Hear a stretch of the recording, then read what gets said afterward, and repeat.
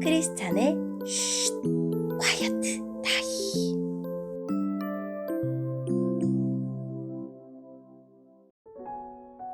샬롬, 크리스찬 성도님들 반갑습니다. 오늘의 본문은 열왕기상 2장 26절부터 35절까지의 말씀입니다. 본문의 제목은 왕권을 강화하는 솔로몬입니다. 본문을 읽기 전에 어떤 내용인지 요약본을 먼저 읽어드릴게요. 솔로몬은 수넴 여자 아비삭을 아내로 요구한 아도니아의 요청을 반역 음모의 일환으로 여겨 아도니아를 처형하고 그를 지지했던 신하들을 숙청합니다. 오늘의 본문 26절입니다. 솔로몬 왕이 제사장 아비아달에게 말했습니다.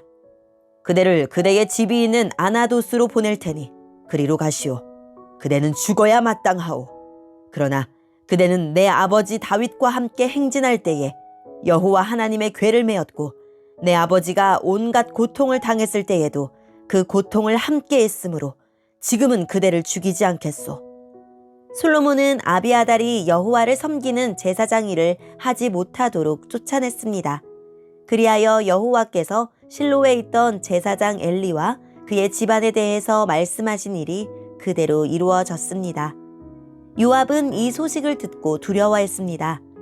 그는 압살롬의 편은 들지 않았으나 아도니아의 편을 들었으므로 여호와의 장막으로 도망쳐 제단 뿔을 붙잡았습니다. 누군가가 솔로몬 왕에게 요압이 여호와의 장막으로 도망쳐 제단 뿔 곁에 있다고 일러주었습니다. 그래서 솔로몬은 브냐야에게 요압을 죽이라고 명령했습니다. 브나야가 여호와의 장막으로 들어가서 요압에게 말했습니다. 왕의 명령이니 밖으로 나오시오. 요압이 대답했습니다. 아니다. 나는 여기에서 죽겠다. 브나야가 왕에게 돌아가서 요압이 한 말을 전했습니다. 그러자 왕이 브나야에게 명령했습니다. 그가 말한 대로 요압이 나와 나의 아버지 집에서 무모하게 흘린 피를 이제 네가 거두어라. 요압은 자기보다 선한 두 사람, 곧 이스라엘 군대의 사령관이었던 넬의 아들 아브넬과 유다 군대의 사령관이었던 예델의 아들 아마사를 죽였다. 내 아버지 다윗은 요압이 그들을 죽인 것을 몰랐다. 그러므로 여호와께서 요압이 흘린 피를 그의 머리로 돌려보내실 것이다. 그들이 죽인 죄는 요압과 그의 집안에 영원히 돌아갈 것이다. 그러나 다윗과 그의 자손과 그의 집안과 그의 왕좌에는 여호와께서 주시는 평화가 영원토록 있게 될 것이다. 그러자 여호야다의 아들 브나야가 올라가서 요압을 죽였습니다. 요압은 광야에서 가까운 자기 집에 묻혔습니다. 왕은 요압을 대신해서 여호야다의 아들 브나야를 군대 사령관으로 삼았습니다. 또 아비아달의 자리에는 제사장 사독을 세웠습니다. 아멘. 오늘의 본문을 통해 이해할 수 있는 부분은 무엇일까요?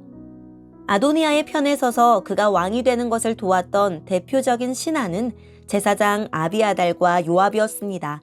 솔로몬은 아도니아를 처형한 후 가장 먼저 제사장 아비아달을 파면합니다. 아비아달이 비록 아도니아의 편에 선 반역자이지만 아버지 다윗에게 충성했고 여호와의 제사장이었기에 그를 죽이지 않고 제사장직에서 파면합니다. 그리고 그와 그의 가족들을 고향 아나도스로 추방합니다. 이로써 하나님이 엘리 가문을 폐하시고 새로운 제사장을 세우겠다고 하신 예언이 성취되었습니다. 요압은 아도니아가 죽고 아비아달이 파면되었다는 소식을 듣고 그 다음은 자기 차례라는 것을 알고 성막으로 도망가 제단 뿔을 붙잡고 버텼습니다. 그러자 솔로몬은 브나야를 보내 아브넬과 아마사를 죽인 죄에 대한 책임을 물어 요압을 처형합니다. 이로써 솔로몬은 요압에 대한 아버지의 유언을 지킨 것입니다. 솔로몬은 파면한 아비아달을 대신해 사독을 제사장으로, 죽은 요압을 대신해 브나야를 군대 사령관으로 삼습니다.